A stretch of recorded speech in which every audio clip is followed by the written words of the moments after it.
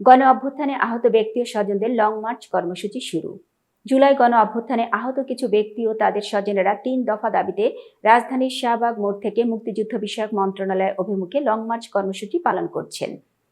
আজ বুধবার দুপুর 12:30টার দিকে তারা এ কর্মসূচি শুরু করেন। তারা শাহবাগ থেকে মৎস্য ভবন হয়ে মুক্তিযুদ্ধ বিষয়ক মন্ত্রণালয়ে যাবেন বলে জানিয়েছেন। লং মার্চ কর্মসূচিতে অংশগ্রহণকারীরা বলেছেন, সরকারি এ, বি, সি এই 3 ক্যাটাগরি করে আহত ব্যক্তিদের চিকিৎসা দিচ্ছেন। সি ক্যাটাগরিতে এ ও বি এর মতো সুবিধা রাখা হয়নি। এটি খুবই বৈষম্যমূলক। লং মার্চ কর্মসূচিতে অংশগ্রহণকারীদের দাবি, আহত সব ব্যক্তিকে এ বা বি ক্যাটাগরিতে চিকিৎসা দিতে হবে। ক্যাটাগরি হবে 2টি, আহত এবং গুরুতর আহত। কর্মসূচিতে অংশগ্রহণকারীদের অন্য 2টি দাবি হলো, প্রান্তিক এলাকায় আহত ব্যক্তিদের চিকিৎসা সুবিধার্থে টোল ফ্রি হটলাইন সেবা চালু করতে হবে এবং আহত ব্যক্তিদের সুরক্ষায় আইন করতে হবে।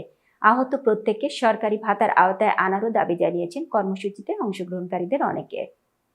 এতক্ষণ বার্তা বৈঠকের সাথে থাকার জন্য ধন্যবাদ। নতুন নতুন তথ্য সংবাদ পেতে বার্তা বৈঠকের ইউটিউব চ্যানেল ও ফেসবুক পেজের সাথেই থাকুন।